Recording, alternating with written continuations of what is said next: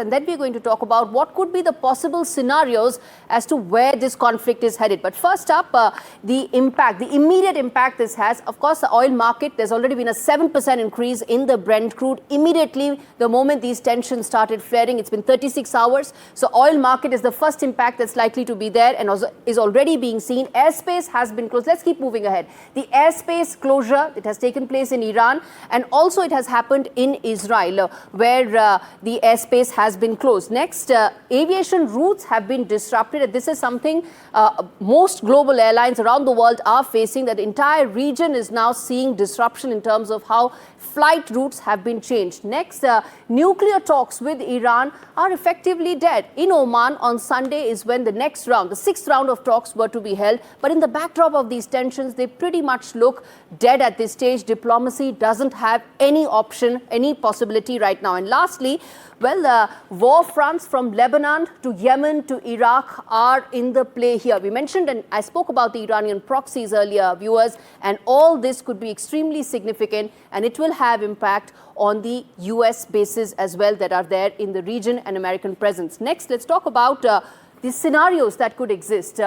First could be that there could be limited strikes that could continue and some sort of a contained retaliatory pattern may be in place, which means that there will be exchange of fire, but it will not threaten into becoming a full-blown conflict, putting the entire region into turmoil. Next could be the fact that the Iran-backed groups may escalate attacks on Israeli interests, something that one has seen back and forth in several moments in the last year and a half, ever since the Hamas attack in October 2023, that a lot of Iranian proxies did attack Israel. That could intensify further. US troops in Iraq or Syria could be targeted through Iranian proxies. That's very significant. About 2,500 direct troops stay there in Iraq and Syria for America, in addition to the other interests that are there. International pressure could trigger some sort of a ceasefire, could potentially bring in some sort of a mediation. How this will happen remains to be seen. As I said, there's a G7 that's going to take place in about a day or two, and this is likely to dominate the conversation between world leaders. And lastly, more strikes on Iran's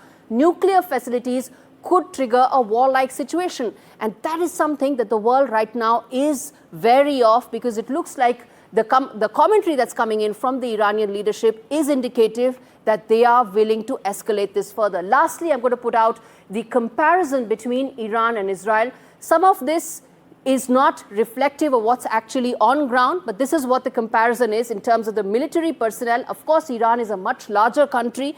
Israel would be maybe in the range of about something smaller than Mizoram. That's something the Israeli envoy told us. So the comparisons is not, well, for want of a better word, inadequate. But this is how they look in terms of the ground staff. Let's keep moving ahead. The reservists that are there, much higher for Israel, because there is compulsory conscription there, and that is the reservists that you see for Iran.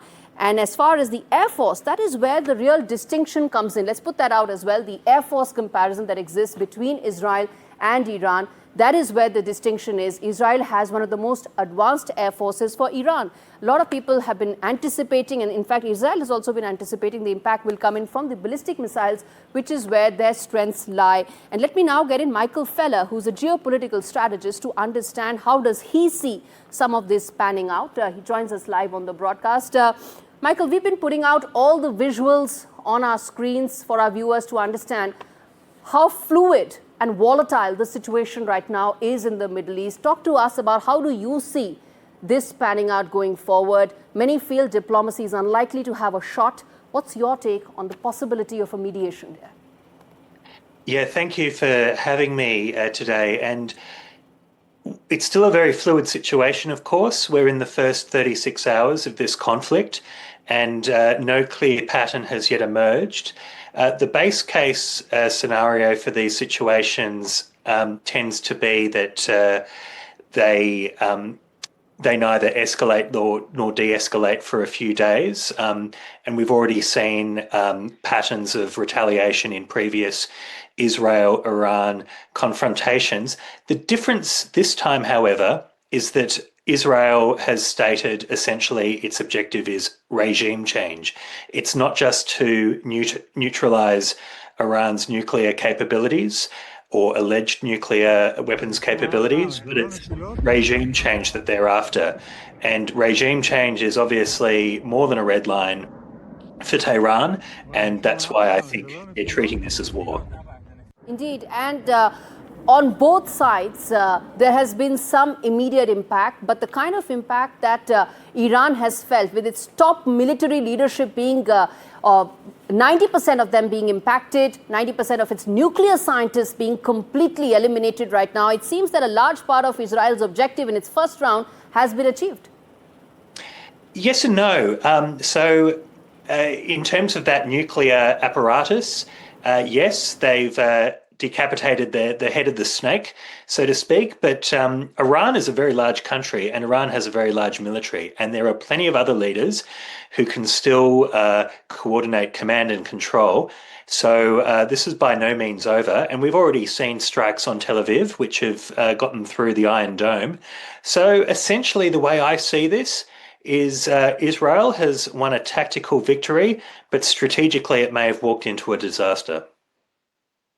And how much do you see the role of America right now, or some of the other world powers right now? They've all been asking for caution here, but do you think back-channel lines of communication that America must have put into motion now will yield the kind of results that we're hoping? Well, this is the real wild card, isn't it? 12 hours ago, as you mentioned earlier, Donald Trump said that they had nothing to do with this, whereas now he's saying that the strikes are excellent. So it's very hard to see what role the US has in this. And furthermore, I think that the Iranians, even if back-channel talks, and I'm sure they are being attempted, are ongoing, I'm not sure if the Iranians want to listen to the United States right now. If there is to be a third party to mediate this, it will probably be the Saudis, the Qataris, or the Emiratis. But certainly the Americans have shown that they're not exactly trustworthy as an interlocutor. Donald Trump wants to have all the cards, and at this stage, no one knows whether he actually has the cards or not. I'm going to leave it there. Michael Feller, thanks much for speaking to us on NDTV.